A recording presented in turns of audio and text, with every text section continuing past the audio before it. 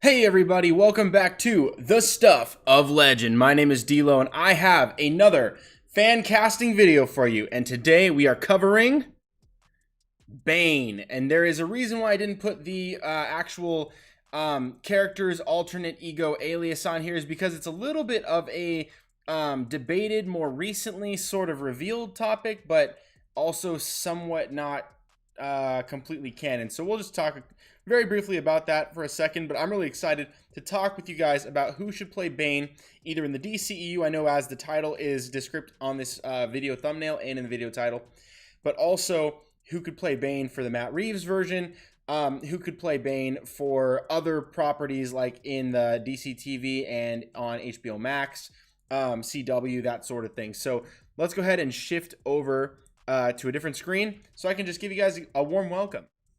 Welcome everybody. Welcome back to the Stuff of Legend. If you guys are new here, be sure to like this video, subscribe to the channel so you could be part of the Stuff of Legend, and turn on notifications so you can be alerted when I go live next time, because these videos are done live so that you can leave your comments, your fan casting suggestions, questions, and whatever else you'd like in the live chat. That way you can have your opinions, your thoughts, and your inquiries read aloud and become part of the conversation of these videos. So I'm really excited to have you guys here. Do that on the side. We already have one. Glaves GT says, hi, what's up, my man? Welcome back to the Stuff of Legend. Today we're fan casting Bane. Now, the given name that has been more recently given is Eduardo Dorrance. I'm going to go ahead and shift my screen so you can see this. Bane's real name is a bit of a hot topic. It, for a long time, wasn't even known. Bane's alter ego is listed on Wikipedia as Antonio Diego, but he's also been known as Edmund Dorrance, or recently Eduardo Dorrance. So on the thumbnails, on the title description, I put Eduardo Dorrance because that's the most recent. I believe that one was used in Gotham. And so even though his face and his actual real name have been a bit of a mystery over the years, more recently they've kind of iterated him in a way that does give us a little bit of a descriptor towards that, which is why you've had such an eclectic mix of people play a traditionally Latino character. And I'll get into the why I think that it's possible to have that play out again, why it would be beneficial to have someone of Hispanic or Latino origin play, for instance, Bane. So we'll talk about that. I've got a lot of picks for this one. I think it's a lot of fun. The reason I have so many picks for this one is because there is going to be the way that you play Bane could either be with CGI motion capture. It could be a dual actor, like you could have a body actor that's in a mask and then a voiceover actor, and you never have to have Bane take off his mask. I mean, most of the time, like growing up, I never knew what Bane's face actually looked like. It was always hidden by his mask. That was part of the allure of the character Bane, was that he looks like a brute, but he's actually a strategic genius. And then he injects himself with the Venom serum, and then he goes full hulking rage mode, and it's a blast. It's a lot of fun. So I would love to see more of this, but let's go ahead. I'm going to jump into these really quickly, just so you can see. Tom Hardy has played him in The Dark Knight. Very different, more grounded take. We have Robert Swenson, who is a beast, who played him in Batman and Robin. A little bit more of a caveman version, that one was. It was a very unintelligent version of Bane, which a lot of people mocked, but I enjoyed the physical portrayal of him. It's just that the character was written in a way that he was literally like a cave troll, and that, I think, undercuts the character. Shane West played him in Gotham, which I thought was really tasteful. Really highlighted the strategic mastery, the military strategist that Shane West is, that Edward Dorrance is, played by Shane West on Gotham. Really like that, and plenty of animated versions voiced by many people. So that being said, I want to go ahead and get into the actual castings. All right, first up, the obvious choice, I think maybe the best choice for Bane across the board, and we'll discuss and debate that as we go.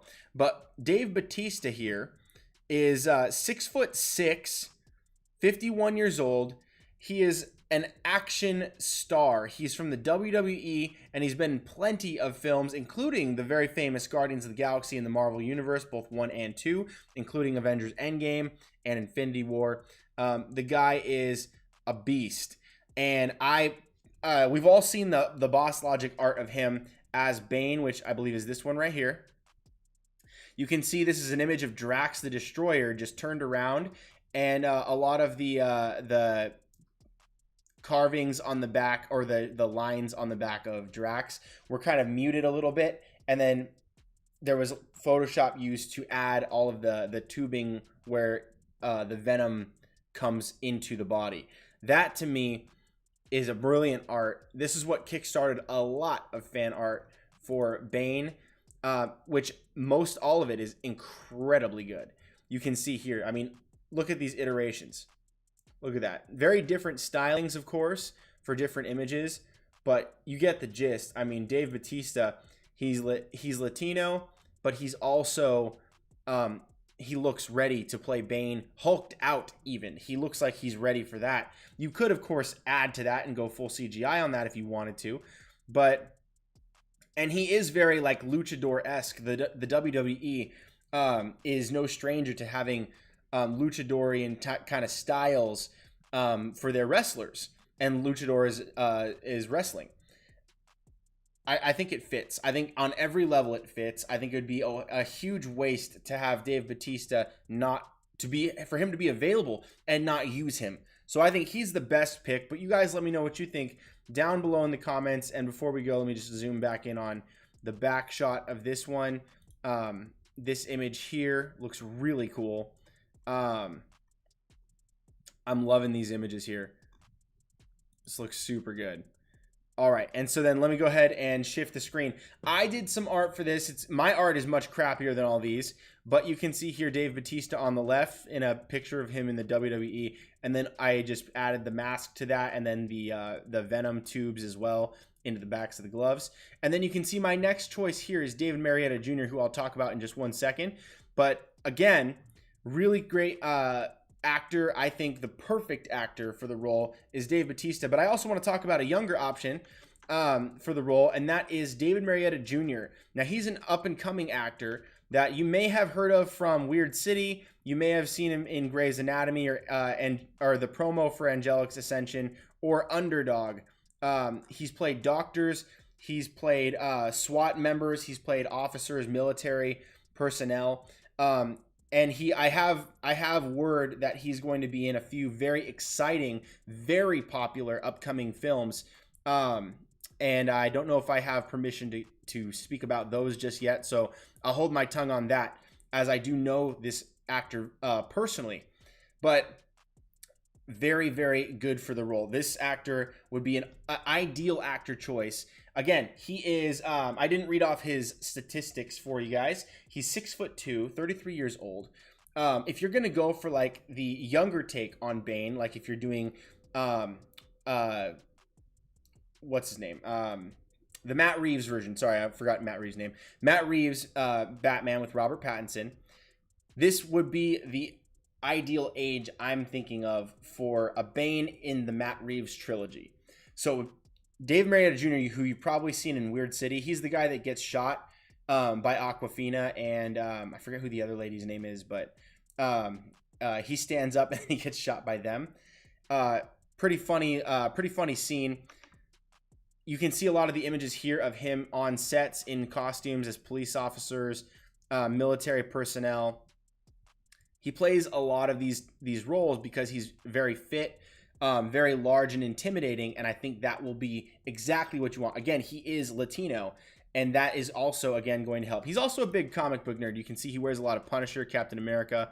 The guy is just, I think he's prime for getting an epic role like this. So I'm going to go ahead and leave that for you there and show you, again, the art that I did. Here on the right is a picture of him working out in the gym. I just translated that the same way that I did for Dave Bautista. So again, I'm not a Photoshop wizard or anything like that. I just know enough to get stuff sort of depicted, but you get the gist. So let me know what you guys think about that. David Marietta is my second choice. As a younger Bane, I think he'd do really well vocally and physically in the physical acting of the role. I'm really excited about that for either of these actors, older or younger. So let me know what you think. Next up, we have Javier Bardem. Javier Bardem is 5'11". I think that might actually be the shortest listed height on this entire list. No, there's one other shorter. Okay, so 5'11" is tied for the second shortest, but Javier Bardem is a great actor. Again, he's a Spanish actor. I think he would be really good for this. You guys have seen Skyfall. You guys have probably seen Loving Pablo, No Country for Old Men, great films. A lot of people have fan cast him for this role, and including a lot of people in the Fan Casting Summit number 5, which we did was Batman Rogues, where we also fan cast everybody's top 2 actors for the role of Bane as one of the characters we were casting. He was one of the main picks, but a lot of people who chose him said it would be great to have him do the version of Bane that has not yet been injected with Venom and to voice the role once he's bigger. Because obviously Bane is a transformative figure. He's not always the biggest guy in the room. He starts out physically fit, pretty ripped, normal, fit, kind of human-esque. Then he gets the injection and goes full Hulk mode. So there is a physical transformation like the Hulk that happens with Bane. And Javier Bardem would be a really great actor to portray Bane as the strategist when he's not hulked out, and then to voice him on both regular and then also hulked out version. So a lot of people have cast him in this role. You can see here Javier Bardem breaking Batman's back. Lots of people have chosen him like here. I think this one's a Two-Face depiction. That's an interesting one. But you can see here, Javier Bardem as Bane. Javier Bardem as Bane. Javier Bardem as Bane. A lot of people really like this character. Character actor match, and I do as well. So for me, Javier Bardem is a great choice. 5'11", 51 years old. He's the same age as Dave Bautista, but he is considerably shorter. I think he's 7 inches shorter than Dave Bautista.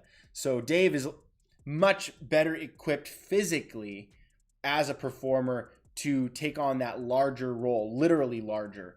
And so, it's up to you guys. How do you weigh that? Would you prefer him to play the smaller version of Bane and then have someone else be the body double for the big one, but just have him voice the big one? Let me know what you guys think down below. Because again, voice acting, CGI, motion capture, I'm sure that when you do Bane, if you want to do it comic book accurately, will require motion capture, probable CGI, and voice acting. All 3 are probably going to be required in addition to having someone voice and play him in the smaller version of the character. So that's my thought there. Let me know what you guys think about that down below in the comments. And next up, we have Manu Bennett. Manu Bennett, again, tied in height with Javier Bardem, is 5'11". He's 50 years old, 1 year younger than Javier Bardem and Dave Bautista.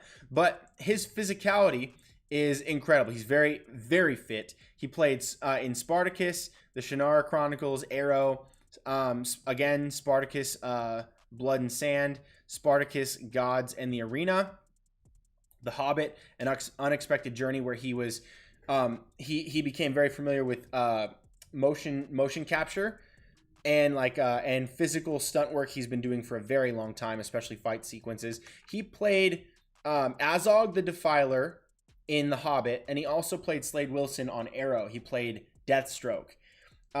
Both roles, I think, lend themselves to probably what's going to be required for Bane. And again, Spartacus, of course. I really think that Manu Bennett would be a great choice for Bane. You guys let me know down below if you agree. There really isn't a lot of fan art for him. Oh, look, you can see an image of one of my other YouTube videos here. That's funny. I didn't see that before. But this that's a funny, random self-plug, I guess. Check out that video if you want.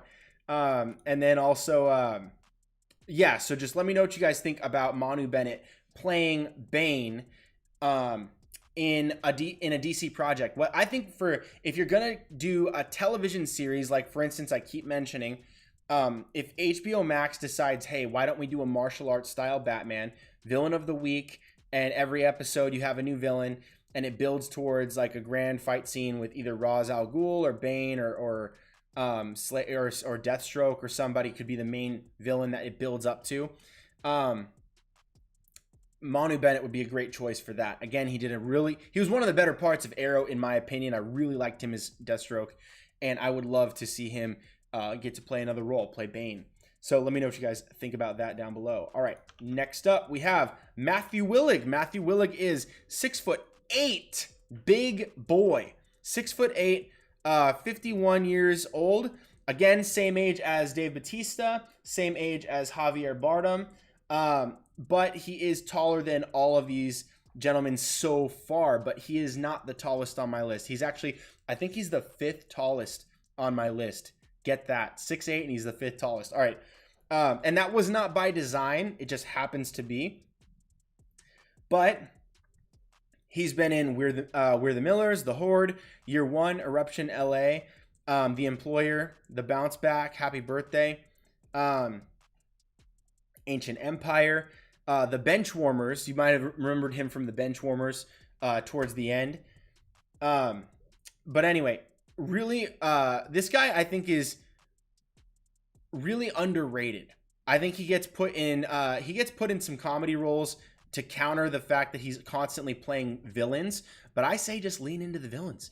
I think he'd be really great leaning into that. He's 316 pounds of beef, 6'8", 51. And formerly, I believe he played football as well, which makes complete sense. But people have been eyeing him as well to play Bane. And so there really isn't a ton of imagery to show him side by side with Bane. But there is this. And someone had put this together. Matthew Willig as Bane. I think this one works really well. And again, you don't have to have just Matthew Willig if you want. If you happen to be of the perspective that you would still prefer someone like Javier Bardem to do the voice acting, I can 100% get on board with that. I think Matthew Willig could do it for sure. But let's say the opposite, you still think that Javier Bardem or someone else should do the voice acting, that's fine. I can totally get on board with that. In fact, that's a good thing, I think. And but Matthew Willig's physicality would be a huge asset to having a fight sequence between, like, for instance, either Ben Affleck or Scott Adkins or Robert Pattinson versus another individual in an actual fight sequence without CGI. That to me, maybe you touch it up with some CGI, but the actual fight sequence actually happens. That'd be pretty awesome. And there's going to be a lot of choices I have that I think could pair together well with other actors on this list. So keep that in mind as we go along, and keep your comments coming. I'm going to hit up all those comments at the end of the video, and then you can go over my list and just let me know, hey, I liked maybe Matthew Willig, but maybe we have David Marietta do the voice, or maybe we have David Marietta be the physicality to Javier Bardem's voice, that sort of thing. And you can kind of mix and match if you want to do so, because there's going to be a lot of that, a lot of diversity in the approach you can take to tackling the character of Bane, because it is a bit of a challenge to do casting for Bane. All right, next up we have Florian Munteanu. Florian Munteanu, he was Victor Drago in Creed 2. He was in Bogat Razvan and a few other films that I have trouble pronouncing. But anyway, most people know him from Creed 2. But check this out. If you type in Florian Munteanu Bane, it shows him in the gym after working out or training and just wearing one of these masks. But even just with this, you can very clearly see he would look really good as a humanized Bane. You can have the injections, you can have the venom. That can totally work. But even if you wanted to go with, again, a more grounded, physical, human-esque, less less fantasy oriented Bane, but still like steroids and that sort of thing. You could have that work really nicely and then have someone voice over for the accent. I think that would work really well with someone like Florian. Look at this guy's physique. Like, he's basically peak human. Like, look at this guy. It's pretty impressive. And again, I think even Florian Munteanu, as jacked as this guy is, a lot of the depictions of Bane make this look like child's play because they, you know, it's a cartoon, so you can absolutely, like, look at the image at the top of this. You know, it's barely human. And there's a few people on my list that have that kind of look, but you can totally get. Tom Hardy played Bane in a very grounded, realistic depiction of the character, and he got ripped for the role. Look at Florian; he's absolutely ripped. Similar in style, but again, Florian is 6'4". That's a big boy. Not as big as Matthew Willig, but that's a big boy. And 29 years old. That's on the younger end. So you could have this be the counterpart to like Robert Pattinson's, for instance, Batman, for instance. So I'm going to leave that there. Let me know what you guys think about that down below in the comments. Most people want him for Colossus. So I actually have him in as a Colossus fan cast on my Colossus fan casting list. So you can check that out as well. I did some art for that too. So plenty of other fan casting on the channel. Next up, Amaury Nolasco. And so Amaury is a Puerto Rican actor and producer, best known for his role as Fernando Sucre on Prison Break. And he's 5'10". So I think Amaury is the shortest person on my list. 5'10", 49 years old. Again, very close in age to a lot of the other choices that are the older choices on my list. And he is the shortest. So I think with him, you could very easily have him play the master tactician, strategist in The Mask, and his voice I think would be really good for Bane. His natural accent, his manner of speaking is very good for Bane, in my opinion. I loved him in Prison Break. Loved him very much. He was in Too Fast, Too Furious, and then also in Transformers, plenty of other things, including the Benchwarmers. I love this guy. And I would love to see him in something a little bit more serious. A lot of the times he does play someone with a very good sense of humor. I think Bane can have a little bit of a sense of humor, but he is a very serious, cold-blooded killer. He's basically like a cartel warlord. And so I would love to see that. And then you could have someone else play the physical, larger version, or just CGI motion capture, that kind of thing. Whatever works better for the shots. So I'll show you guys, at least his physique is actually pretty good. He's in pretty good shape for, you know, his size. He's not the biggest guy in the world, but that's kind of the fantasy part of Bane. If you wanted to really take on the fantastical element that Bane had classically in the animation, in the comics, you have him look not the most intimidating. Batman shows up, he turns it on, and blam, a monster comes out. So you could have that work really nicely with someone like Amaury, who is fit, and his voice, I think, would work really nice for intimidation, but his physicality is not the most intimidating. That would allow for a contrast, a really stark contrast between the end result with a larger actor or CGI motion capture and what he is when he's powered down, not on the Venom. So to me, that would be really cool. So let me know what you think about Amaury, or who you think you might pair Amaury with to get Bane done right. Let me know those things down below in the comments. And another Prison Break actor comes at us once again, Dominic Purcell. He's also from DC's Legends of Tomorrow, from the Blade Trinity, and then also The Flash. He played Heatwave, Mick Rory, in the CW Arrowverse. I really like this actor, and I fell in love with him during Prison Break. I actually really wanted him to play Venom or Eddie Brock for the longest time, and they never ended up getting around to doing another Venom until they did Tom Hardy. And then again, it was like, okay, Tom Hardy's awesome for this, and he played Bane.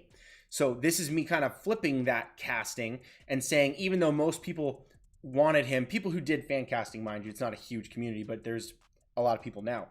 But back then there wasn't a lot. So Dominic Purcell was wanted very much to play Venom, and I can show you some of the images here. A lot of people had fan cast him to play Venom, and you can see that time and time again. This one's not really showing it, but he was wanted for Venom for a long time. Especially, I wanted him very much for that role as well, and I think he'd be great for it.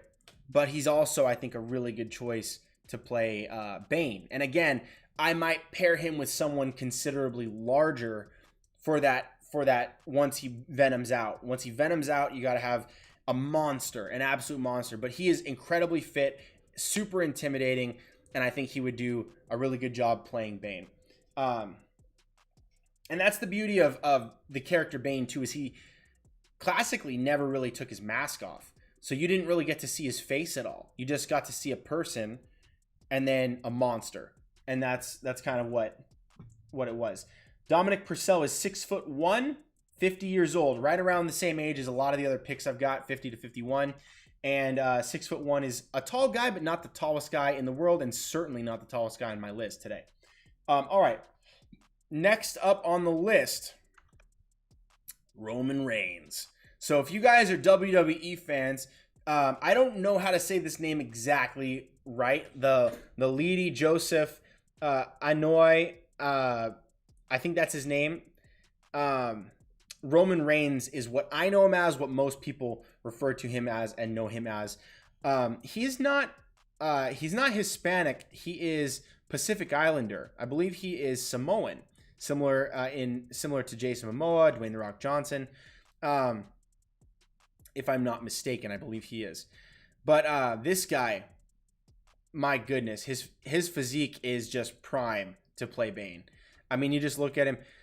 You would definitely have to, I think you would have to mask him up, and I might even pair him with another actor that is smaller than him, like Amaury, and start from Amaury and then have him transform into Roman Reigns.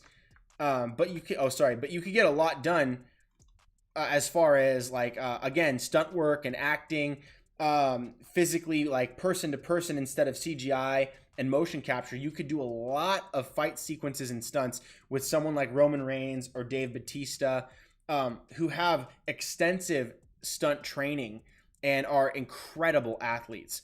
I would love to see that happen. So for me, I think Roman Reigns is a really good choice. A lot of WWE stars have moved from WWE into acting and stunt acting. You can see that starting to happen a little bit more.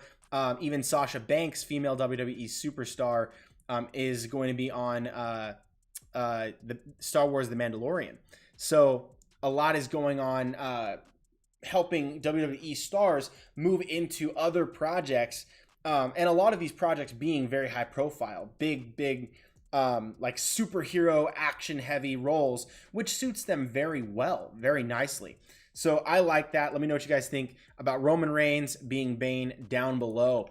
All right, next up, Nathan Jones. Nathan Jones is an Australian actor, powerlifter, champion, strongman, and retired professional wrestler. He was held the WWA World Heavyweight Championship once in World Wrestling All-Stars, and aligned himself with The Undertaker in World Wrestling Entertainment, WWE, on its SmackDown brand. He's 52, 1 year older than most of the other choices I've got so far, and he's 6'11". Guys, that's 1 inch shy of 7 feet tall. That's a big guy. Just think about that. That's amazing. He's in Mad Max Fury Road, A Flying Jat, I think it's called. I have not seen that. Troy, Never Back Down, No Surrender, Charlie's Farm, Jet Li's Fearless, The Condemned, Muay Thai Giant, Boar, Hobbs and Shaw, plenty of other films. The Protector with Tony Jaa. He's done a bunch of work, I think, with Tony Jaa and Jackie Chan.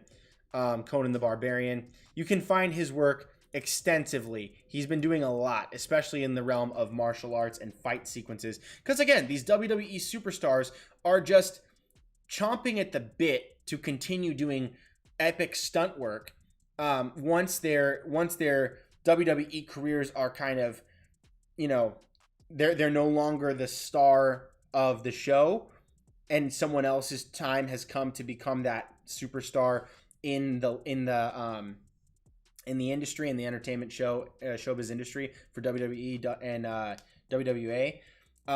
It's time for them to find another outlet and path so that other people can come into those leagues of entertainment and have their chance. But this is a chance for Nathan Jones. I think Nathan Jones in a mask would be perfect to play. It's 7 feet tall, guys. 7 feet, 1 inch shy of 7 feet. Nathan Jones to play Bane. My goodness, look at this. This is a really cool side-by-side right here, because this is exactly what we're talking about right here. And look at this. Look at that body. Chest, traps, shoulders. Just look at it. It's Bane. It looks like Bane. I say it. He looks like Bane. Look at this. Look at Nathan Jones next to Tom Hardy. And Tom's no slouch. He's an absolute giant. This guy is a beast. Look at him in Mad Max.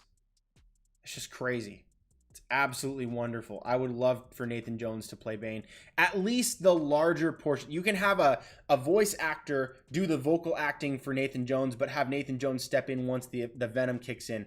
That to me would be, he's the perfect person to play the body for the bigger version. Now, there are others on the list I think would do amazing as well. But Nathan Jones is like, dude, how could you can't lose by picking him. I mean, just look at the guy. Look at it. Look at it. I want all of you to look at it. It's amazing. It's absolutely stunning to see a guy that's just this massive. It's brilliant. I love it so much. Okay, so enough about Nathan Jones. He was my number 10, guys. 6'11", 52 years old. I have 7 bonus picks for you. And I'm going to go through those right now. Let me just take a few of these comments, and then I will continue on to my bonus list. Okay? So, let me see. Glaves GT said hi. He says, I love Bane. He's my second favorite Batman rogue. Yes. I love the character Bane. I love the character Bane when he's played intelligently, because he does rage out, and that can be his downfall when he just goes berserk and he's not really thinking. It's a very difficult thing to overcome, especially for Batman, because you're dealing with godlike power at that point. But I really, really like Bane because he's that tactical genius. Batman finds himself pitted against a lot of people that are unassumedly much smarter than they look. The Riddler, for instance, looks like a psychopath, but he's a genius. The same thing goes for Deathstroke. He looks like just some simple assassin, but he's a strategic mastermind, as is Bane. And that's one way that I think it's easy to overlook with Bane, but he really is a strategic mastermind. So I believe in the comics, Bane beat Lex Luthor in chess, which is an interesting point of reference for his war strategy and savvy. But anyway, I'm gonna continue on. Glaves GT says, I think Javier Bardem is really good choice, but I think they must CGI his body. Yes, completely agree there. And then you continue and say his voice is perfect for Bane. I agree. His voice is great, but you want someone bigger for the body. That's the thing. You can have him smaller, like for instance with Amaury Nolasco. You could have either him or Javier Bardem voice the character for small and big, and also portray them when he's small, but you're going to need someone for the big. Or just go full CGI, full motion capture. But I think it would be very good to have someone that's physically larger, so you can have the transformation scene be CGI and heavy on effects, and then you see him, like, all of a sudden Nathan Jones is just in that mask. He's like, and then he goes in and he like goes in and grabs him and that kind of thing. Throws a bunch of punches. I would love to see that, like a transformative scene from human to crazy effects heavy, like but still realistic looking, fantastical transformation from small to a monster, and then that monster is again physical and real, and there's real lighting on that person in an actual studio setting. Like you're actually capturing that visually, and it'll really sink your brain into that phase of like, oh my gosh, this is a literal David and Goliath scenario here. And so that to me would be incredible. So I agree. Let me see. I got to show this. Show.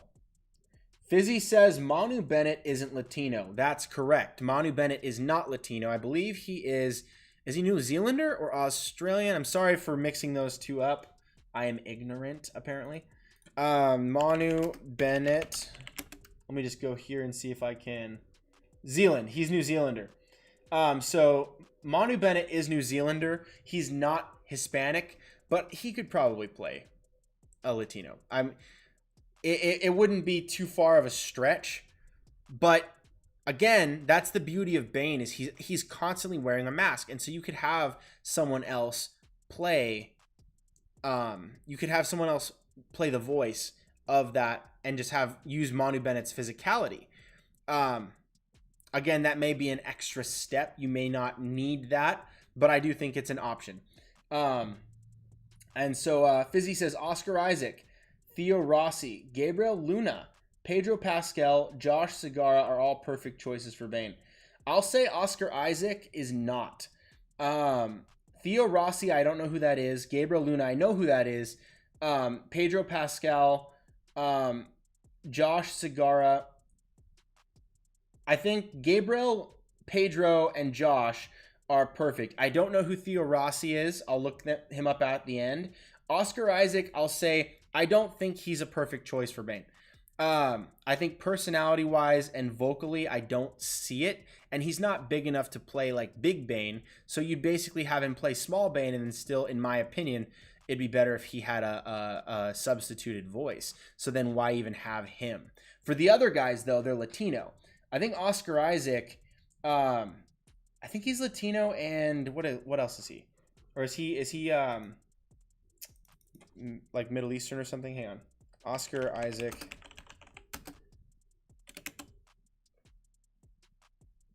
Oh, he's Guatemalan. I didn't think he was. Okay. So I guess I was wrong there, but even still, I still stand by what I said about his voice. I don't think that he is the perfect choice for Bane, but I will say that I like your choices for Gabriel Luna, Pedro Pascal, and Josh Segarra. As far as Theo Rossi, let me just I'll look him up at the end. How about that? That way we can do that. And then I think Terry Crews could be a great Bane. Terry Crews could be a very great physical Bane. I don't know if I would choose him for that role specifically, though. Just because, I mean, physically, he has the body for that. If you wanted to make him the physical body and have someone voice actor for him, yeah, that's a fun one. I'll pull that up at the end as well because I think that's totally worth it. I like Terry Crews. Arkham O says, look, to be honest, there are only a few individuals I'd actually be okay seeing as Bane. With the acting chops and physical prowess to pull off those individuals are Dave Bautista, The Rock, Roman Reigns, Idris Elba, Edgar Ramirez, Demian Bichir, and Javier Bardem.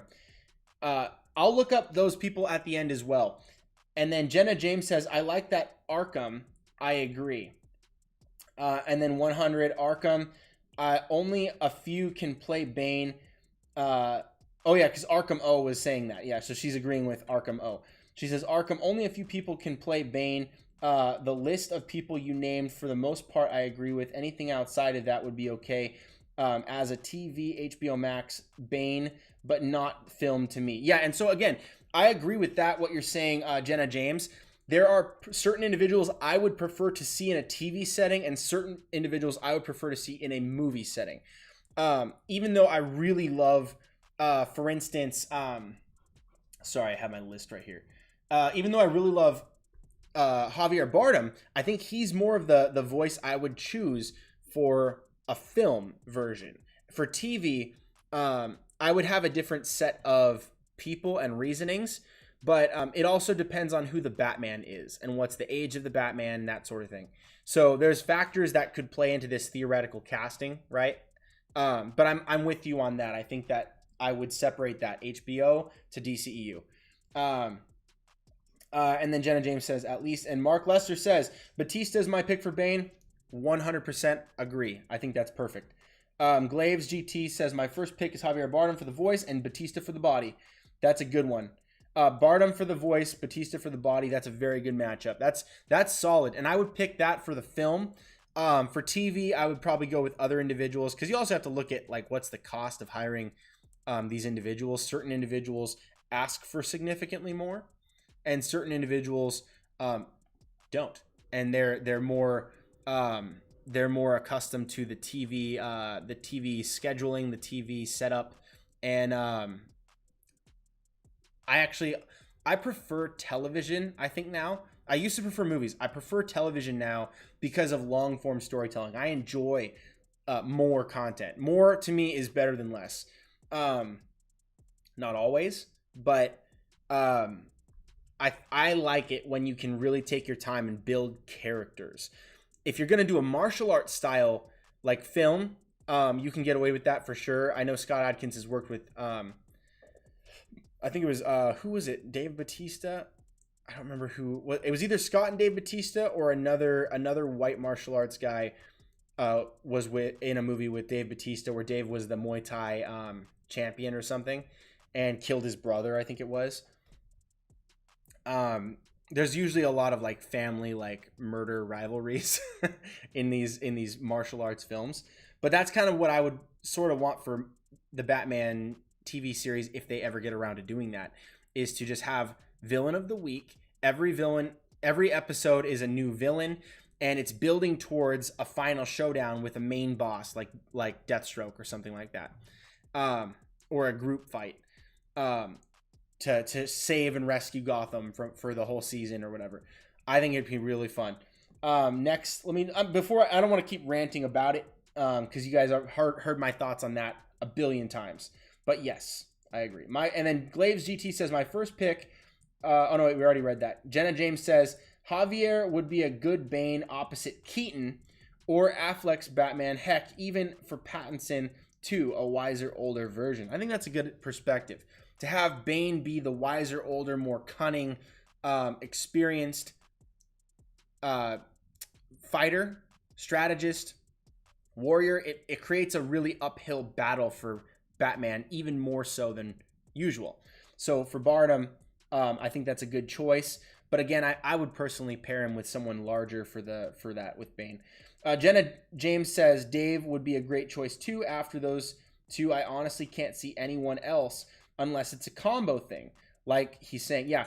And I have no problem with combos, because combos to me, that can actually make the character better if you play it right. If you play it right, you can make two different people feel like the same person transformed through fantastical means. And that's what Bane is supposed to be. There's the regular strategist guy and then the venomized Bane. And it's the same guy, but it's a completely different approach to combat, a completely different approach to addressing Batman. One is just through strategy, and one is through I'm going to rip your body in half. And it's fun. So I would love to see the merging of two actors playing one villain. And that'd be really fun in the credits too, because you could have two names onto one villain. That's usually not very common. Usually the other one's credited as like stunt actor or whatever, but you could actually have it married together in that way. And to me, that's kind of fun from a filmmaker's perspective. Arkham O says, oh wait, no, hang on. I missed one from Jenna. Jenna James says Dave would be great too after those two. Oh no, you already said that. Sorry. Arkham O says Oscar Isaac. I don't see it all unless it's a pre-transformation version. His voice would be great. Wait, his voice would be great would need another combo situation with a Nathan Jones or a Half-Thor Julius Bjornsen or CGI. I completely agree. I'm going to go ahead and shift over and continue. I don't want to linger too much on this section. I'm going to show you guys my bonus 7, and I won't comment too much, but this might give you guys more ammunition for comboing different actors. So let's go forward. Andre Tricketu. I don't know if I'm saying that correctly, but he's a Canadian actor and a stuntman known for playing Colossus in Deadpool and Orc War Captain in Warcraft. He's done stunt work on many TV shows and movies, such as Once Upon a Time, Seventh Son, See No Evil. He's in plenty of things. And again, Once Upon a Deadpool is just the remake of Deadpool 2 in the PG-13 format with a Christmas spin on it, which is pretty fun. He's played in Ice Soldiers, the movie out there. Plenty of things. And again, look at in Ice Soldiers, he was again with Dominic Purcell. And Dominic Purcell was one of the characters on the list that I had that's about 6 foot, 6'1" or something like that. Not the biggest guy in the world, but he is physically intimidating. And then you could have him paired with Andre Tricketu, where he turns into a literal colossus of a man and becomes this. Again, he's 6'11". That's 1 inch shy of 7 feet tall. That's the same height as Nathan Jones. So keep that in mind. Andre Tricketu played Colossus, the physical version of Colossus in Deadpool and Deadpool 2. And take a look at this. I mean, this is him. Deadpool's jumping up off of something right now down towards Colossus. And this is kind of how they mocap that. He's basically 7 feet tall. I mean, look at this. The dot above his head is basically almost at 8 feet height. That's crazy talk. And he's motion capturing this right now. So you can imagine how that could work very nicely in translation if you're going to do a CGI or a motion captured Bane. Even the physical acting of this guy could capture Bane pretty well. He's not the most ripped guy in the world, but he's a big guy. And I think that could work really nicely. So that's another option that's experienced in motion capture from both Warcraft and the Deadpool franchise. Let me know what you guys think about him and who you might pair him with if you would prefer to lean into the motion capture as opposed to physical acting. Okay, next up, you guys guessed it. Half-Thor Julius Bjornsen is 6'9", 31 years old. He is an Icelandic professional strongman and an actor. You guys know he's been in Game of Thrones. He's one of the iterations of The Mountain. He's been in Pharaoh's War, Operation Ragnarok, and Kickboxer Retaliation. Kickboxer Retaliation is a great franchise. That's a really good one. In fact, I think that was the one where the first Kickboxer movie, if I'm not mistaken, was the one where Dave Bautista was the enemy. And then the next one, it was Half-Thor Julius Bjornsen. They did a really good job of taking these beasts of men, like, for instance, Dave Bautista, and then Half-Thor, and applying them in this combat scenario where they get to show off their ridiculous stature, size, and mass, and also their skills as fighters, wrestlers, that sort of thing. Half-Thor is not a fighter, but he's done plenty of stunt work now at this point in his career. And he is indeed a beast. He's actually going to be doing a boxing match with another World's Strongest Man, not Brian Shaw. It's Eddie Hall. Eddie Hall is the British World's Strongest Man for, I think it was 2017 or 2016. And that's actually going to be a real boxing match, not a show. So pretty crazy stuff. But anyway, that'll be something to tune into. And again, people have fan cast him as Bane, and I think you'd be hard pressed to find someone more physically prepared to play Bane. Look at the absolute size of this Viking. He is an actual Viking. This guy, I mean, Nathan Jones, of course, is clearly cut out for that role, but literally, Half-Thor Julius Bjornsen is among the top 3 world's strongest men. Year over year, he's literally one of the world's strongest men. And I think that shows, especially if you guys haven't seen him act in either Game of Thrones or Kickboxer Retaliation. Go check out his scenes in those, or on YouTube. Just look it up, and you will see. Oh my gosh, yeah, that could work. Especially you put a mask on this guy, and just strap those like tubes around, have them flowing with bright green juice and all that garbage. Shine some light through that crap. It's gonna be a freaking show, and I can't wait. And I think he could work for either a film or a TV series. So for me, he would be great for that. Again, I would not have him do his own lines at all. I don't even know to what degree or to what degree he's capable of speaking English without an accent, a heavy accent. I would definitely have like Javier Bardem or Amaury Nolasco or Dave Bautista or pretty much anybody do a voice over him. In fact, he's so huge, 6'9", I think it is. Yeah, 6'9", but also just freaking stacked. You could actually have someone as big as Dave Bautista be the small version, and then have him scale up to be this version, and then have Dave voice that. Like that's how gnarly people like this, Andre Trickatu, or Nathan Jones are. And there's others on the list that I think you'll find similarity to that situation. All right, next up. This one I think pairs nicely with Amaury. So if you're going to have Amaury Nolasco play Bane, I might go with someone like Henry Simmons, who physically looks a little bit closer to Amaury, just much, much larger. He is 6'4", 49 years old, and he is from Agents of S.H.I.E.L.D. Most people know him from there. He's also in No Good Deed, Taxi, NYPD Blue. Agents of S.H.I.E.L.D., the Slingshot short, I think it was a short series or a short episode or a couple episodes. Shark, Medea's Family Reunion. He's been in plenty of things. Most people know him as the character from Agents of S.H.I.E.L.D., Mac. And so you can check him out there if you haven't seen him. But I think he does look really good in this role. He's physically very fit, very large. He's got good stature. I think he's about the same height as Florian Munteanu. So you can have, like someone of that stature be the Bane that you're looking for. Obviously, there's bigger people out there in the world, but you can still do a lot with 6'4". That's pretty good, especially if the Batman actor you have is not crazy tall. And the person you have playing the smaller version of Bane is much smaller. Like, for instance, Amaury is 5'10". You could have someone 6'4" be the transform version, and it still has some good contrast on that. So I really like Henry Simmons. I think it'd be interesting to give him the chance. And again, you have a mask on for Bane almost the entire time if you're doing it according to classic stylings for Bane. So I think this could work. And again, it's just another option to pair people up with.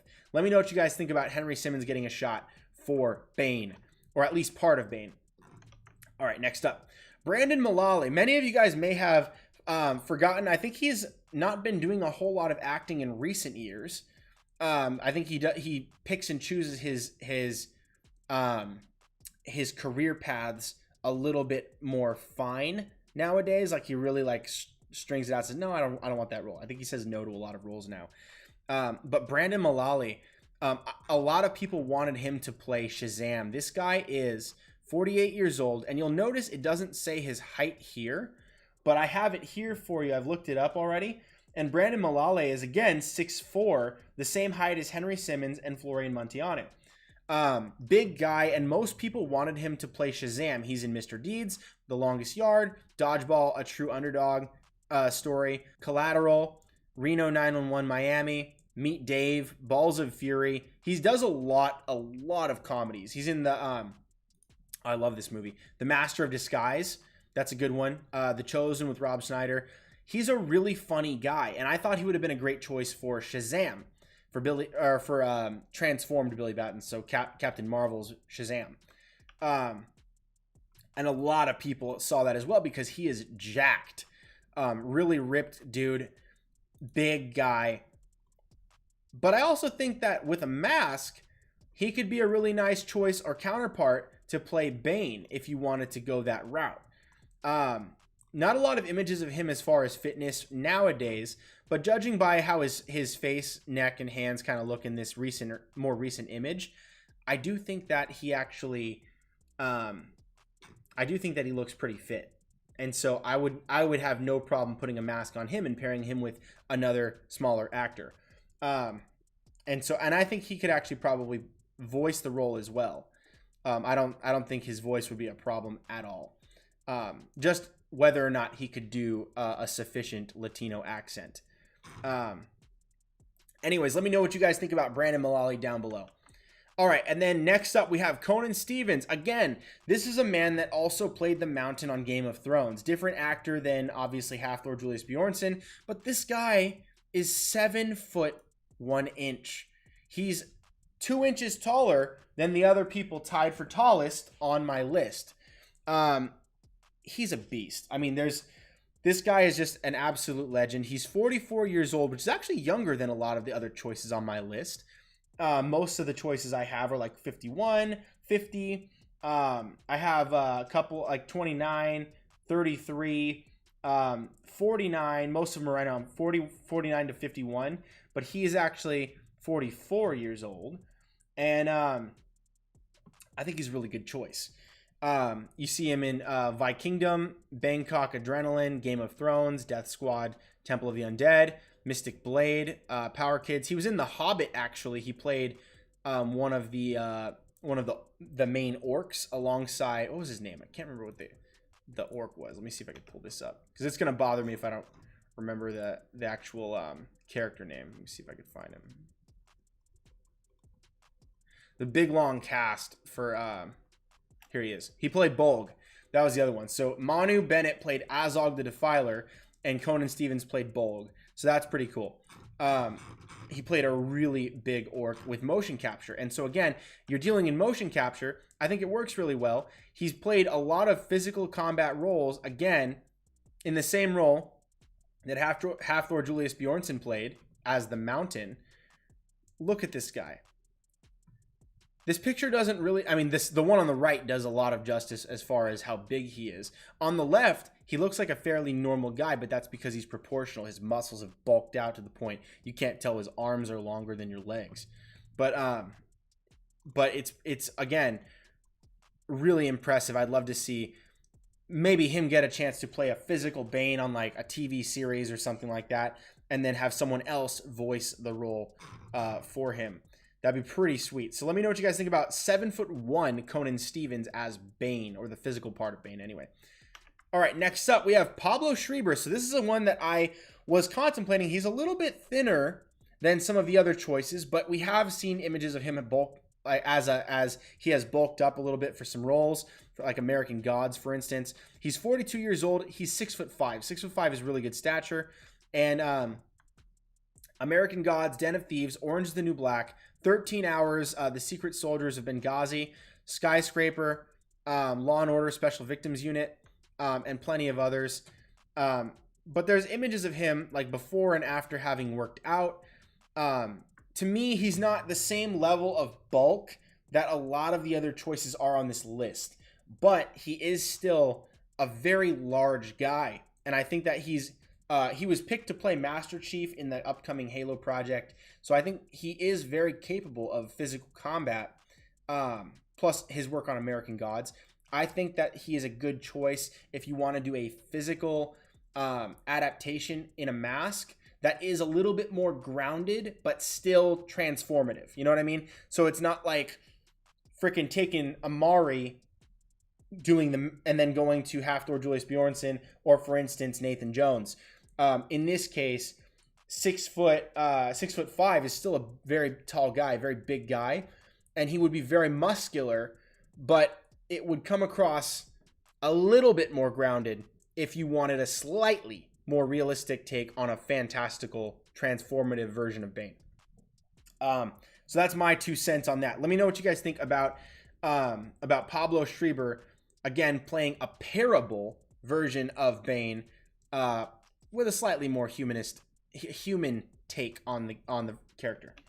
And then lastly, I think you guys may enjoy this one. Martin Ford. Martin Ford, you may have heard of, you may not have heard of. He's in Boyka Undisputed, a fantastic Scott Adkins film, where he plays an absolute villain, like a monster. The guy is literally a monster. I think they call him the Nightmare in that one. He's in plenty of other things. Final Score F9, which is Fast 9. It's coming up. Robin Hood, The Rebellion. Check this out. This guy, look at the physique on this guy. I don't know if I've ever seen someone whose shoulders and traps and neck are so inhumanly big. Look at this guy. He's a literal monster. Look at him. This guy was born to play Bane. Now, again, you'd have to cover the heck out of some tattoos, unless you wanted to show Bane with some tattoos. But you cover the heck out of some tattoos, and you got yourself the most ridiculous framing for a human upper torso body. I mean, his legs are gigantic as well. You can see videos of him on YouTube squatting ridiculous amounts of weight. My goodness, this guy is just a beast. And you must, absolutely must, see the Scott Adkins film, Boyka Undisputed. That changed my mind. Before people would talk about Scott Adkins Batman, I'd just say like, dude, whatever, it's fine. It's not a big deal. Then I watched that movie. I watched Boyka Undisputed, and I was like, you know what? I actually agree. I think I am personally ready to see a martial arts oriented Batman story told in long form on television for not a very steep budget. You don't have to have a lot of money to make a martial arts film. And if you make a martial arts series, again, it's still money, but it's not nearly as much as it would require for heavy CGI. And you can have someone like Martin Ford come in and fight Boyka, or in this case, the Scott Adkins playing Boyka. Martin Ford could come in and be that Bane, just have someone voice over with a Hispanic or Latino accent. Look at this guy. Like, this looks like Photoshop. This looks like Photoshop. It's actually not Photoshop. The guy is a freak. Look at this. Look at this.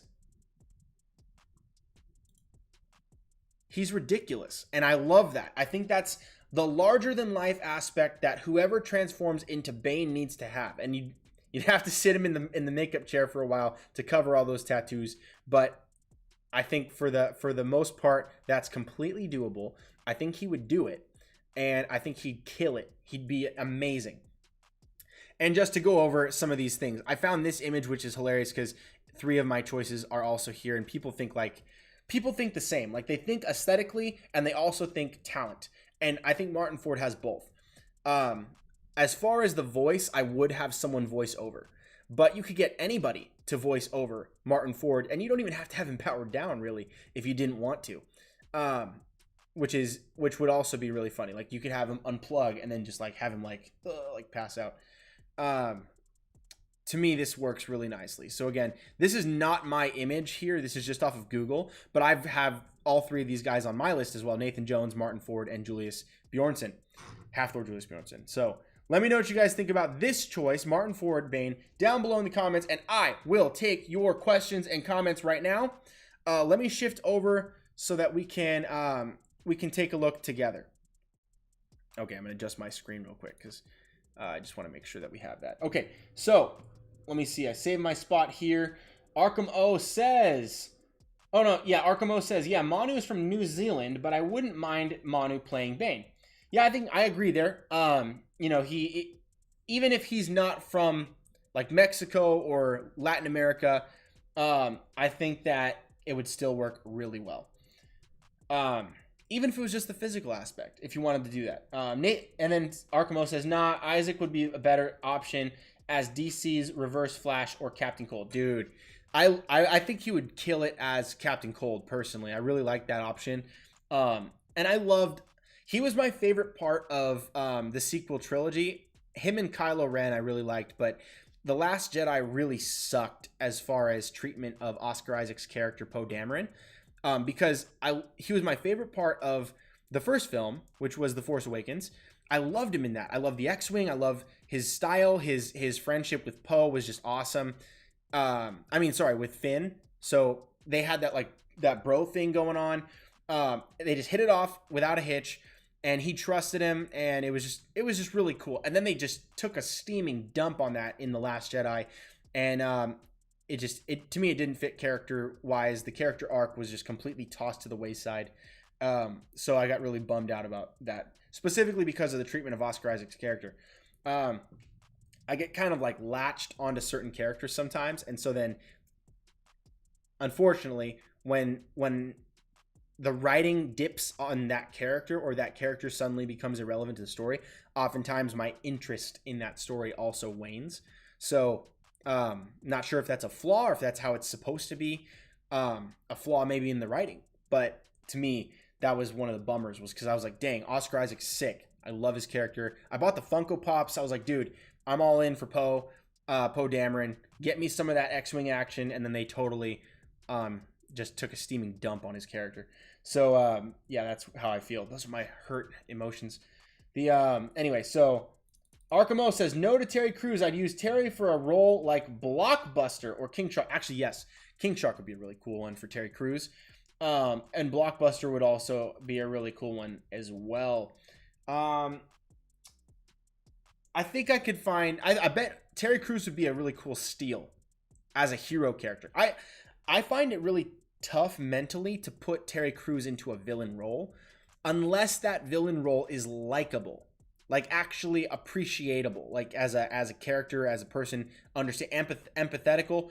So I would put him, for instance, in the Wrecking Crew as one of the members of Marvel's The Wrecking Crew, because they're funny. They're kind of like, they're just a bunch of construction dudes that get frustrated with each other while they're fighting Spider-Man, that sort of thing, or Thor, or whoever they're going against. I would put him in there because you could have fun with that role. And Terry Crews, if you put him in a role where he's not having fun, you're wasting talent. He's an amazing talent as far as comedy goes. And I think it'd be a dirty shame to not utilize that, because he's enjoyable as a person. So that's kind of how I feel. Let me see. Where are we with these? Andre, no. Where? I think you guys are blasting the comments so much it keeps moving my line. Thank you for that. In a good way. Arkamo says facts.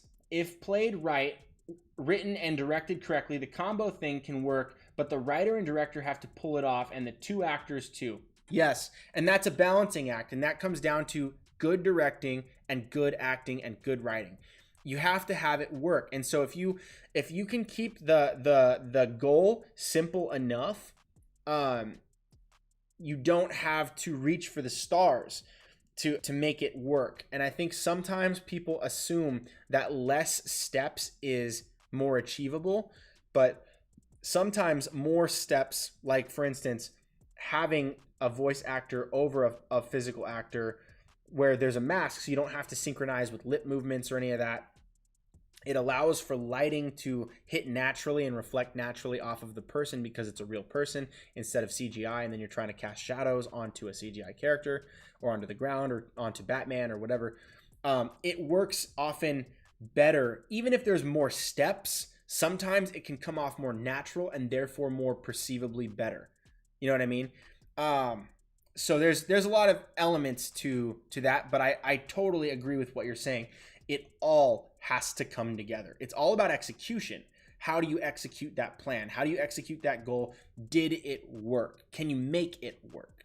And I think it's gonna require whoever the director is to really be on top of their game and working with those actors, writers, and other stagehands. So anyway, Arkham O says Andre would be a good combo, big actor. Yes, I totally agree. Spider-Man Show says Dave Bautista and Javier Bardem for Bane. Fully agree. Arkham O says bet Wilder and Fury could knock him out. Wilder and Fury. Yes. Perhaps, yes. Arkham O says dude's a genetic freak.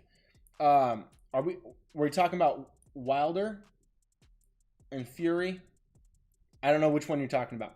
The Spider-Man show. Oh wait, hang on. That's the other one. Arkham O says would love to see him take on Bobby Lashley or Braun Strowman in a WWE match, or Strowman. And then no, it's Strowman, says the Spider-Man show. And then Arkham O says, oh, okay. Arkham O says Brandon Mullally looks like he'd be good as Bizarro Superman or Solomon Grundy. Those are good options too. Yeah, I think either one of those could work for Brandon Mullally. Brandon Mullaly would also be a good choice paired with Terry Crews to join the Wrecking Crew for Marvel. That's actually a fan casting series I'm planning. So you'll probably see him pop up again in that because, again, his main talents, shockingly enough, is not just intimidation, but it's comedic acting. He's got really good timing. And so I really like Brandon Mullaly for an intimidating but also funny role. And I think the same could go for Terry Crews. Mark Lester says, Amy Schumer for Bane. Yes. Amy Schumer could, yeah, she can take a hike. The Spider-Man show says, I could see Half Thor as Solomon Grundy. Absolutely. Half Thor could definitely play Solomon Grundy. No doubt there. That actually be a really fun fan cast to do again is Solomon Grundy, because a lot of people worry about like the like lines and that sort of thing. Solomon Grundy doesn't have a lot of lines, and so that would be I think actually an easier one to cast because you're working mostly off of either physicality or CGI and how you want to play that. So I'm sure that it's possible nowadays to do an entire Solomon Grundy movie without a physical actor for Solomon Grundy. You could probably get away with that. I mean, you'd want a motion capture guy, but you probably wouldn't need someone physically on screen. You just have a voice actor and a motion capture, and then you're good. So Solomon Grundy would be an interesting one. But that would be also complex casting. But anyway, let's move on. Spider-Man Show says, I could see Henry Simmons as Killer Croc. That's a good choice, actually. I can't remember the name of the guy. Like, I always forget the really bizarre name of the guy that's playing Killer Croc right now in Suicide Squad. I don't know if he's making a return in the next one. I don't think he is, because I think it's an entirely new crew. But Killer Croc was played by the same guy that played that, like, I don't know what his name was, but he's like, he was in Thor: The Dark World. He was that hulky guy that came out and tore Thor and Loki apart on that planet. He played that guy, and he is also Killer Croc. I think it would be really cool to see Henry Simmons play Killer Croc. That's a good one. Arkham O says, Conan Stevens would be a great choice for DC's Anti-Monitor or Imperiex, with a better actor with chops voicing, of course. That's a good idea, too. Conan Stevens, his physicality should not be ignored by Hollywood.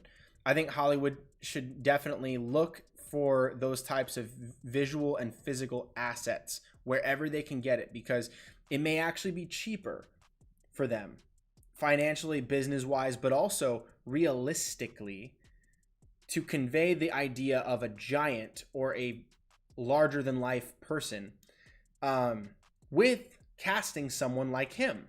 It might actually end up being cheaper for you as a filmmaker to do that, and then you can just have someone voice over.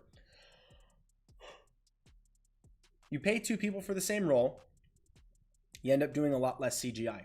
I think that works out as a fair trade. And it looks more realistic, almost inevitably. Okay, so then what was the next one? It says, Arkham says, nah, a guy like Henry Simmons deserves a role like Jon Stewart or Mr. Terrific or Icon. I agree.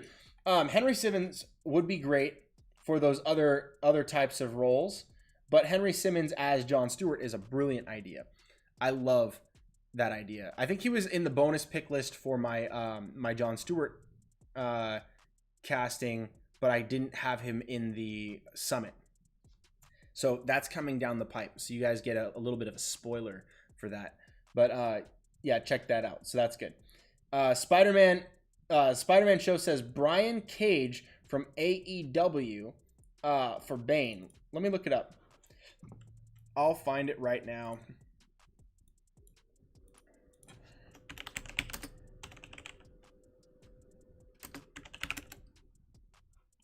Ooh. All right, that's good. I'm going to show this. All right, so Brian Cage. Let me go back and just show Brian Cage here This guy looks awesome. He's 6 feet tall, so that's not a very big guy, but you look at his physicality, 36 years old, and look at this physique. He does look like a Bane. So even though he's not the tallest guy in the world, my goodness, this guy could do it. Look at that. Look at that beef. This guy's Jack City. And then look, you type in Bane. Now we're talking. That looks absolutely downright classic. That looks like the animated series Bane all the way down. Is this him on his Instagram?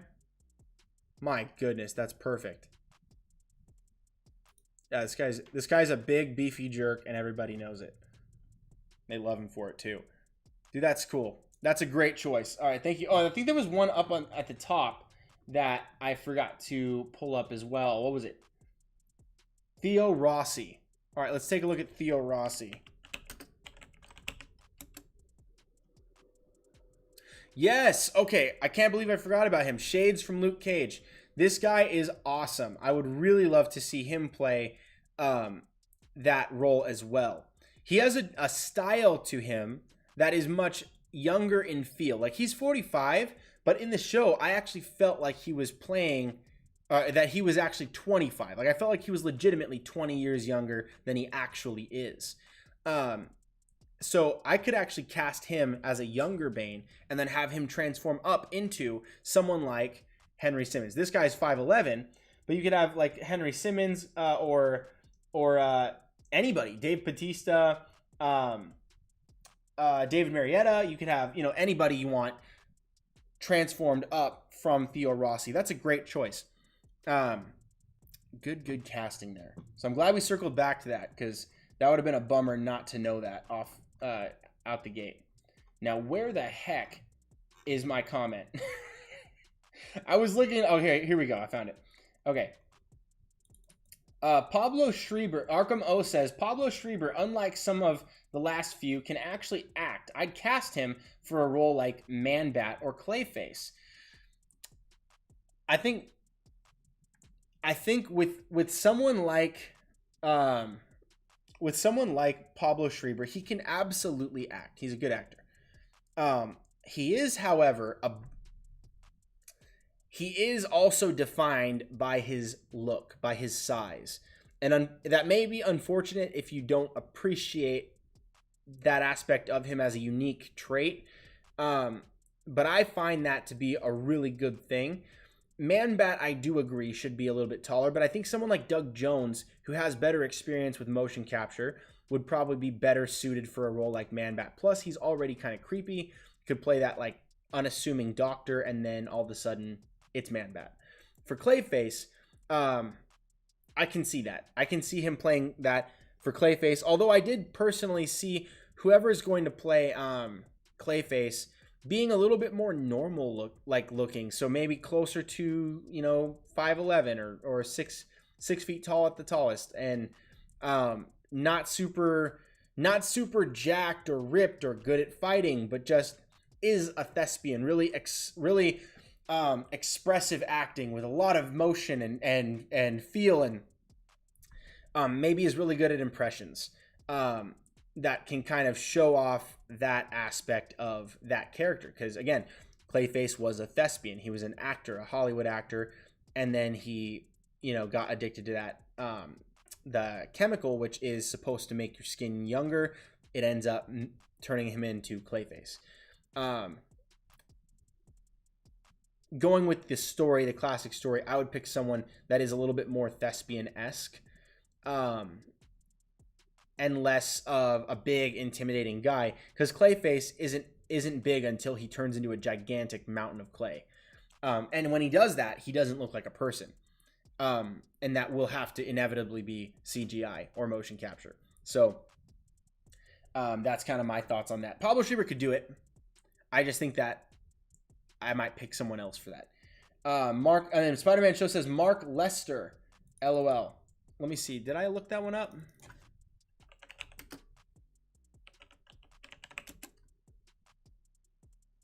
Mark Lester, English actor, starred in British films. 61 years old, 5'10". He could be Clayface. Actually, yeah, I think that works really well. I I don't know if I've seen him in stuff. Yeah, I don't think I've seen any of his work, but that kind of might lend itself to the story behind Clayface, that he's kind of a washed up actor and he's trying to maintain his cool status by looking good. So that could work. Perhaps, yeah. Mark Lesnar, that's a cool, interesting. That's a deep cut right there. Brock Lesnar for Bane. Heck yeah. So again, I would put a mask on him, but Brock Lesnar is a big, beefy jerk and everybody loves him. Brock Lesnar. All right, take a look at this guy. And this guy, again, is 6'3", 42 years old. 6'3" is not the biggest guy in the planet, but it is a big guy, and he is unbelievably strong. This guy is ridiculously strong, and his physique looks like Bane. So yeah, you put a mask on that, you cover up this tattoo, and you got yourself Bane. I like that. That's good. Voice actor the heck out of that, but you got it. And then, all right, let me see. Bane will F5 Batman. Yes, he will. Spider-Man Show says, yep. Arkham O says, LOL, cast Ford as Mongol or Doomsday. Yes. Well, that could work either way, but man, it would be awesome to see Ford play Bane. That would be really, really great. Martin Ford is perfect for that. His physique looks like no one else's. No one looks like Martin Ford. His chest is like a tortilla chip. It's a perfect triangle. And I appreciate him as a specimen, maybe more than anybody, like as in the bodybuilding world, because nobody has achieved what he has achieved. He looks like a freak in the best, most unbelievably awesome way. Like I'm incredibly jealous. My wife would like my wife, if I showed her a picture of him, would be like, oh my gosh, like who's that? And then I'd be like, it's my hero. And she'd be like, never look like that. And I'd be like, you shut your mouth, because that's beautiful to me. And so that's kind of how that conversation would have to go. Let me see. Arkham O says, Lesnar can't act for Speep. That's not a big deal, because if he's only going to be playing the hulked out version, he's only got to grunt. And for even that, he doesn't even have to grunt.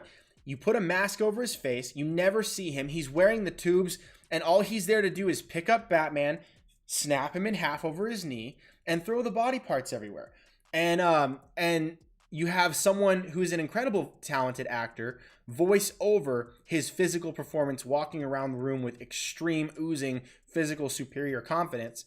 And yeah, so you don't really have to have him act much. He's in the WWE because he's a freak. And I think what you need for Bane for the physical part is a freak. And if that freak can act, that's great. If that freak can't act, you pair him with someone that can. And with a good director, you can make that work. So again, there's other people that are better options, I think, but you can't argue with his physical appearance. I'm gonna just zoom in on this one again, because it's hard to debate this. You look at this and it's like, oh my gosh, it's Bane. And you could say the same thing about Dwayne "The Rock" Johnson, of course, but Brock Lesnar is an animal. He is an absolute wildebeest. Okay. And let me see, where was I? So Spider-Man Show says Roman Reigns would be better for Lobo. That's a good choice too. I really do like that. I need to do a fan casting for that too.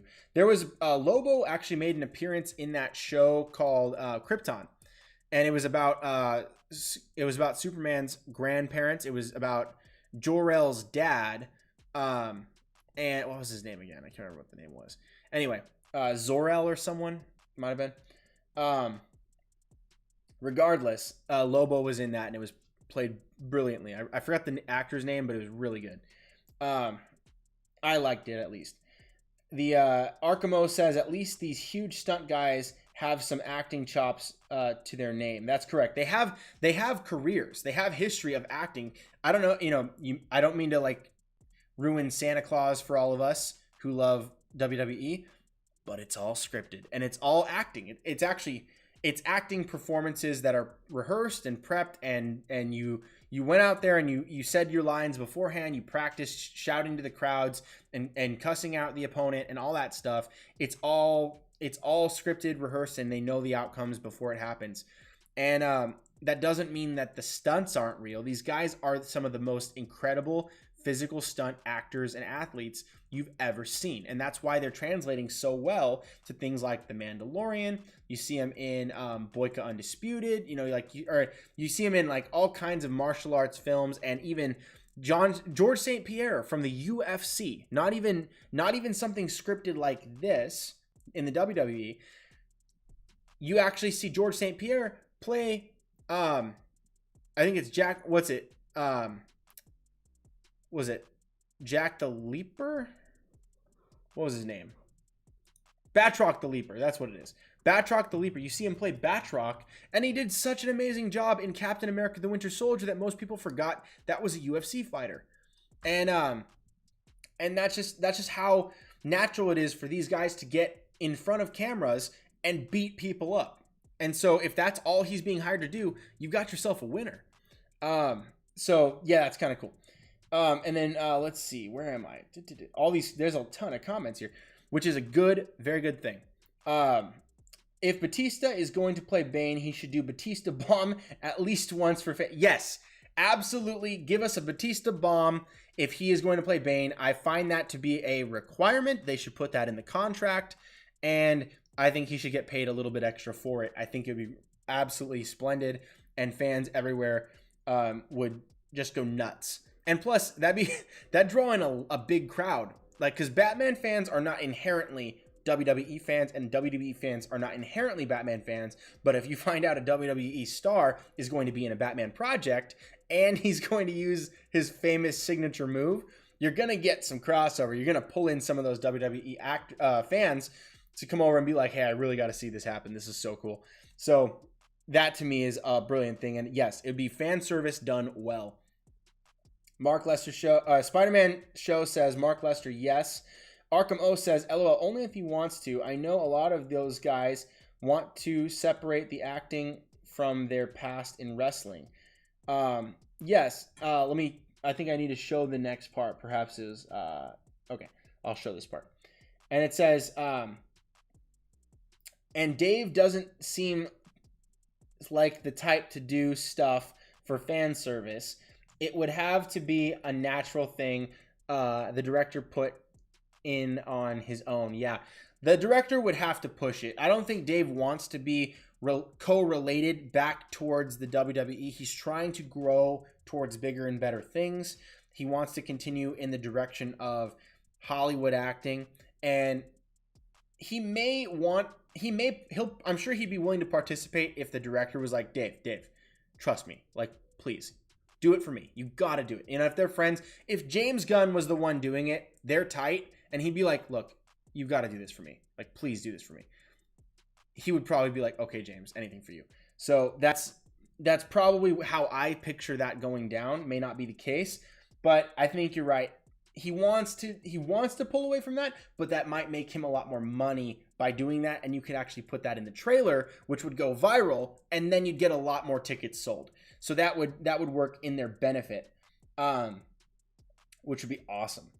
And then Arkham O, we already talked about that one. Arkham O says, oh, yes, they'd be good as the Wrecking Crew as villains for Falcon and Winter Soldier or She-Hulk. Yes, heck yeah.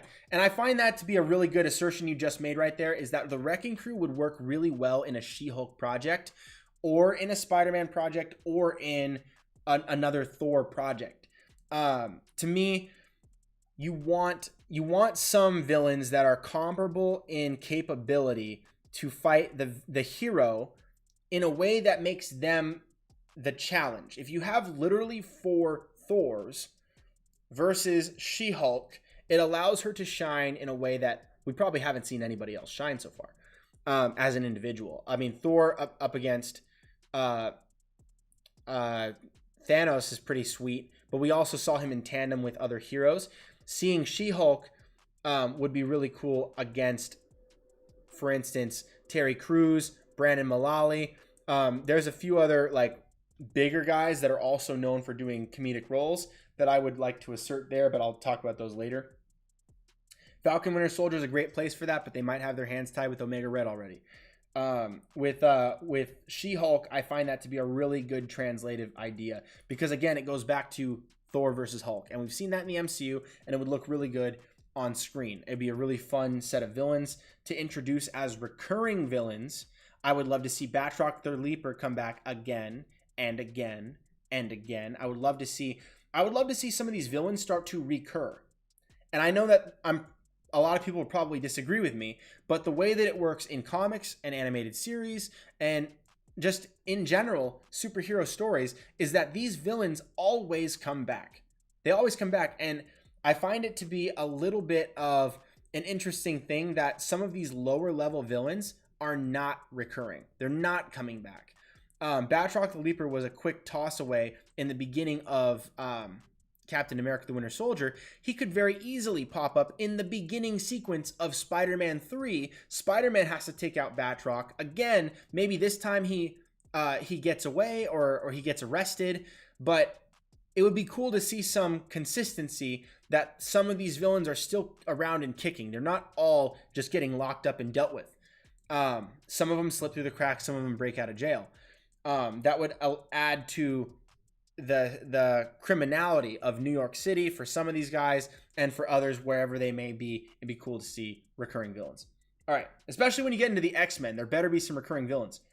All right, now let's continue on. Where was I at? Adewale Akinnuoye Agbaje. Thank you very much. That's the hardest name for me to remember in the world. Is the Killer Croc actor. Thank you very much, Arkham O. And then the Spider-Man show says Terry Crews for Thunderball. Yes. Heck yes. And Brandon Mullally for Bulldozer. Abso-freaking-lutely.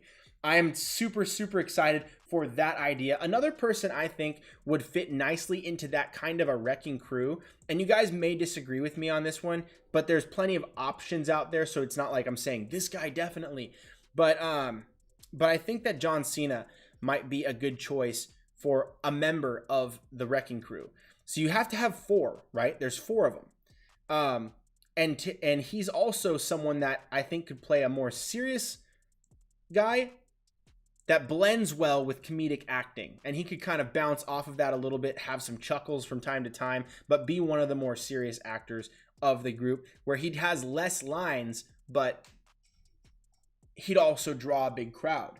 So that's another thing. So whoever you pick for the wrecking crew, they should be likable. I mean, they're criminals, they're selfish, they're stupid, they're not hyper intelligent. These guys are knuckleheads, they're construction working blue collar knuckleheads that get into petty theft and bank robberies, and then they get godlike power. And that to me is, it could be a very hilarious movie. You could even have the first villain-centric MCU movie outside of Infinity War, where the movie is about the wrecking crew, and they're kind of the hero/villains of their own story. I think that could work really well, where you actually play Spider-Man as the villain for being the hero in a villain's story. That would be a really fun way to add more Tom Holland into the MCU without it being a Sony movie. You know what I mean? Nothing wrong with Sony. I'm not saying that. Just some thoughts on the wrecking crew. And then Arkham O says, yup, exactly, the at Spider-Man show. And then Arkham O says, they'd be great villains as the wrecking crew on Hawkeye. I agree. That'd be awesome. Especially because Hawkeye made his first appearance in the Thor movie. So that also brings it back around to the Norse mythology, people on Earth with godlike powers. Again, coming full circle to the Hawkeye series would be really, really fun, and actually a really cool throwback in a way. And then let's see, where are we at? Spider-Man show says Arkham. Oh, yep. And then Spider-Man show says I could see Theo Rossi as Deadshot. Would be a really cool choice. I like that. Akshay Pedada. I always say your name wrong, bro. I'm sorry. Javier Bardem as Bane. Yes, absolutely. Arkham O. Theo Rossi I'd cast as Hush or Anarchy. Anarchy would be a really fun one for him. I like that one. To me, Theo Rossi would actually be an incredible Victor Zsasz. I think he would do an amazing job as Victor Zsasz. That's a personal opinion, but they already have a Victor Zsasz in the DCEU now, so that's kind of like, we're already past that. But if you wanted to go towards for instance, like a HBO Max version or just Matt Reeves version, you could do Theo Rossi. I think that's a great application for a really talented actor that plays Hitman really well. I would like to see that. That'd be fun. And then Spider-Man Show says, no, I meant the Mark Lester who is in the live chat. Was there a Mark Lester here? There is a Mark Lester here, yes. Up above. I totally missed that. He was the one that said Bautista should do the Bautista bomb. Yes. So I think I must have found an actor that was a really deep cut beyond just the Mark Lester that's here. So that's funny. Because I thought you were talking about who could play Clayface. And Clayface was that washed up actor that was getting concerned because he was getting older. He wasn't going to look like a Hollywood star anymore. So he started using experimental creams, and that turned him into Clayface. So I thought when you did Mark Lester and it came up with this older British actor, that was what you're suggesting. So that's funny that worked out that way. But yeah. Anyways. Let me see. Where the heck are we? Jenna James does a smiley face. The Spider-Man Show says LOL. Arkham says LOL. Jenna James says Lobo was on Young Justice 2 and the trailer for the upcoming animated Supes film Superman Man of Tomorrow. Yes, I remember that. I love Lobo. I think anywhere you can add Lobo to me works really, really nicely. He's just a great character. Like, he's just a fun pop-in character that kind of functions in a way like almost like Ghost Rider meets who would that be? Like, it would be like Ghost Rider meets the Punisher. I don't know how to, I guess, but Jason Momoa is the quintessential actor I would want for that. And if you can't get Momoa, then you can go with Roman Reigns, or you can go with a number of other people. Glaive says, I'm back. Welcome back, bro. This live stream is taking a long time, so I'm gonna have to get going soon. So let's cut the comments off right where they're at with Jenna James.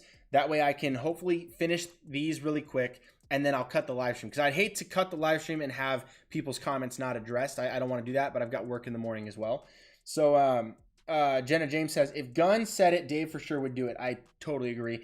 Arkham O says, that would be crazy for a trailer. Bautista bomb would be a poster-worthy moment. Yes. That, to me, that would sell the most tickets out of anything that you could possibly do, is have the Bautista bomb in the trailer against Batman. That would be the craziest thing in the world. That's a world I want to live in. And then Spider-Man Show says, yep. Jenna James says, I agree. That's one thing Feige needs to make sure of in the next phase. Don't kill these villains. Let them make returns, like Keaton's Vulture, for example. Yes. Bring them back. Like that's one thing that's awesome about Spider-Man, is his villains keep coming back. With X-Men, his villains keep coming back. With Captain America, a lot of people can't name 3 Captain America villains. Most people can't. That might be in part due to the fact that we didn't all grow up with the Captain America TV series to educate us on some of these characters. Video games throughout almost every year of our life leading up till now. Animated series to watch endlessly on Netflix or whatever else. That could be the case, because a lot of people get their information through television and video games, not just through the comics. So there was plenty of mediums to learn Spider-Man and the X-Men, but there wasn't that for Captain America. That being said, people love recurring villains. People can cling to these villains. That's why we do fan castings for these guys, is because when they keep coming back, you get to know these characters and you get to have an appreciation for their struggle against Batman, not just Batman's struggle against them. And in a way, yes, we're empathizing with the villain. Many of these guys don't deserve that kind of empathy, but at the same time, it's fun to just do that, because this is fantasy fiction. It's not real life. And so where the heck am I? Okay, here we go.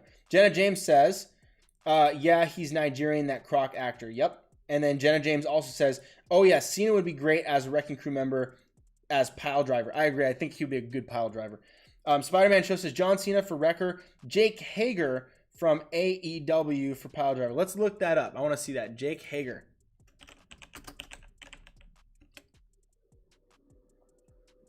Oh yeah, that looks good.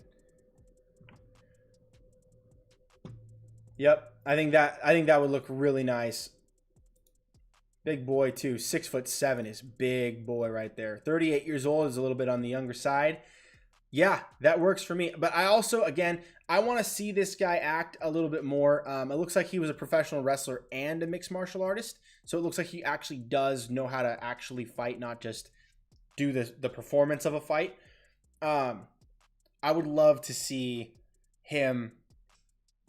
I would love to see him act. I'm going to look up some clips for him because that is a good idea to me. But let me know what you guys think about Jack Swagger. Or Jack Hager joining as pile driver. And then let's see, what else was there? Jenna James says, although if Cena was in the MCU, I'd prefer to see him as Rhino, Hercules, or Wonder Man. I think all those are very good suggestions. Rhino is another one that I have in the works. I've actually got a list working out right now for that fan casting, and it's going to be a long one. I've got a lot to say about Rhino, because I don't want to see what happened to Paul Giamatti happen to anybody else. I'd prefer to have a casting done in a good and safe way that is like the Rhino that we all know and love, as opposed to a very alternative version that is so stylized, so different and unique that it's unrecognizable and actually is rejected by fans. So Paul Giamatti is too good of an actor to do that to, in my opinion. I really like him. I don't want to see him fail. So I want him to get a better role. Perhaps Dr. Octopus. Well, I'll get into the other castings that I have planned soon. So you guys will just have to wait for those. And then I'm going to take a couple more of these and then we're done because I got to go. Ghost Rider meets Deadpool. That's a good one. That's what I said earlier. Or I didn't say Deadpool though. I said Ghost Rider meets Punisher, but you said Ghost Rider meets Deadpool. That is significantly more accurate. Arnim Zola, Red Skull, Crossbones. Yes, absolutely. I want to see more of Crossbones as well. Arnim Zola could definitely come back. Red Skull could definitely come back. Even if he's not being played, even if he's being played by that newer actor, and not by Hugo Weaving, it's fine to me. I would love to see an Axis movie done. To me, Axis would be like a really cool story to do. After, of course, they do like Avengers versus X-Men or something like that. The next one they could do is after they have a roster that is very saturated, they could flip that script. Once they've introduced more villains, recurring villains, have people get to know these villains, then you could do Axis, which is a great storyline for Marvel. Jack Swagger, yes. Fizzy. PSA, Bane is a Latino supervillain. Yes, I know that. Bane is literally a luchador. I also know that. Bane is literally a luchador, and that is a very good thing. But whoever plays him physically is going to be wearing a mask, and if they're not wearing a mask, I'm going to riot. I'm just kidding. I don't want to riot. But the sentiment behind that comment is that whoever plays him in live action has to feel like Bane. And unfortunately, there's not a lot of gigantic Latino actors. So you improvise. You find someone that is close enough and you have a voice actor pair with that physical actor, or you just do straight up motion capture. You can get away with that. Tom Hardy is not Latino. That's something they deviated from pretty hard. No pun intended. And I was not a big fan of the choice. I love Tom Hardy, and I think he did a good job in the role. It's just, it still didn't feel to me like Bane should. Have a Latino actor voice the character and put a mask on some giant.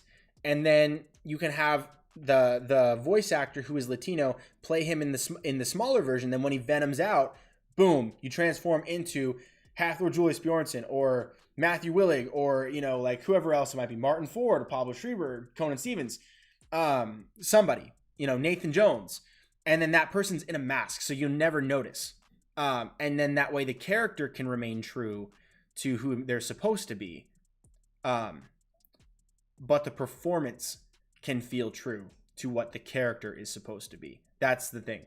And so that's kind of the 2 cents there for Fizzy's comments. Jenna James says he knows that he made that clear in the beginning as a disclaimer. Yeah, so I just wanted to clarify because some people join like way later in the video, some people aren't, and then they may not come back to the video because they think that these decisions were made out of ignorance as opposed to strategy for casting. And again, you guys know me. If you guys have seen my casting videos other than just this one, you know I don't like particularly to race bend anybody. If the source character is black, I don't want a white character in that role. I don't want an Asian character in that role. I don't want a Native American character in that role. I want a black actor in that role. I want the aesthetic to work towards what the character is, not fundamentally transform who that character is. You know what I'm saying? And that to me is about aesthetic. So when it comes to putting a white guy in a Bane mask, but having a Latino guy voice the character, you're adding authenticity to the vocal presentation. You can have the luchador mask. You can have a wrestler be in that luchador mask, but you have someone that is like Bane, gigantic, ripped, all that stuff, physically imposing and intimidating, larger than life. And then that person you don't have to know is white. So the aesthetic can remain true. You know what I'm saying? The actual feel, the presentation can feel real or close to accurate. So that's my take. Yeah, so that's kind of where it's at. You know me. If it's Mexican, I want to keep it Mexican. If it's Asian, I want to keep it Asian. If it's Japanese, I like to keep it Japanese. You know what I'm saying? Like, so yeah, you can check that out for yourself. Rey Mysterio for Bane. That's a good. I actually thought about that. I did. Maybe we'll cover that next time. But anyways, I know there's more comments coming in, guys. Unfortunately, it's really late. I've got to close this out. So I appreciate everyone leaving your comments down below. I will revisit this and maybe I'll respond in the comments, not the live comments, but the post comments tomorrow when I get a chance after work or something. But it's been a blast doing this fan casting with you. We've covered a lot of extra bonus castings here. Jake Hager, plenty of others. I had 17 on my list, and then there was all these comments coming in. So thank you for making this video so special, guys. I really appreciate that. If you guys wouldn't mind, before you go, do me a favor. If you have a little extra change in your pocket and you want to get yourself something sick, click the link in my description because that's going to take you to my link tree. You can click on my merch store, and that'll take you to my TeePublic account. And that is actually going to help you get some dope merch that I've made for you. So if you guys are fans of DC, which I know you are, then, or I assume you are, then you can check out some of this DC t-shirts and mugs and pins and sweaters and hoodies and all that stuff that I've made with custom designs like this one.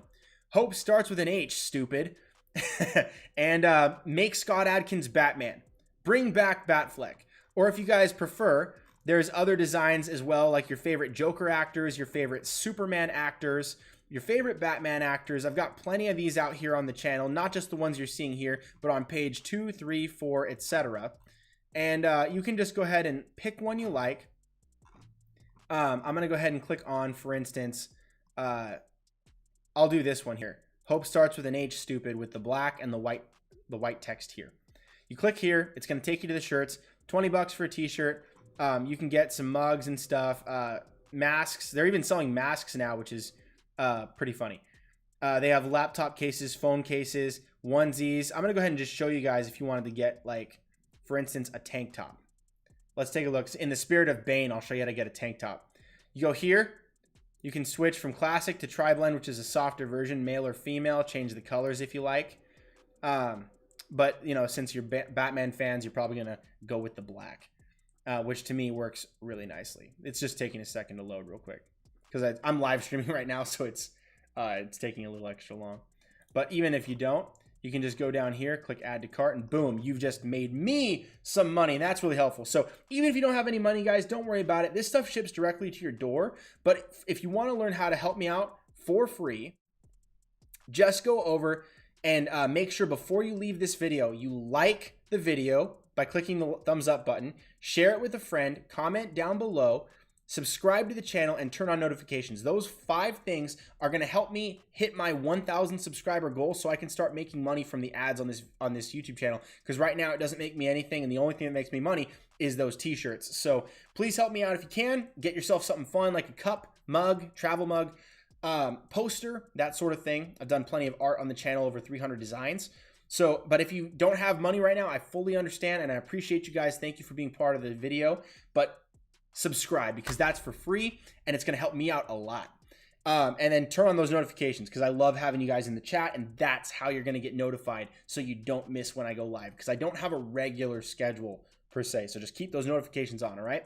Anyways, thank you guys so much for watching this video. You guys stay tuned for my next fan casting video right here on The Stuff of Legend. Hey guys, D-Lo here. Thank you so much for watching. If you like this video, give it a thumbs up. And remember to share this video with all of your nerd friends. I know you got them, and you know who they are. Leave a comment below and let me know what you thought about this discussion. Let me know what you would like to see me do a video on next. Subscribe to the channel because you're a legend and we have that in common. Also be sure to turn on notifications to be notified right away when I upload my next video, or so that you can be alerted when I go live next time. That way you'll never miss a thing. Check out the other videos on the channel so that we can have a discussion on all your favorite movies and TV topics. Thanks again for watching. Stay tuned for more right here on The Stuff of Legend.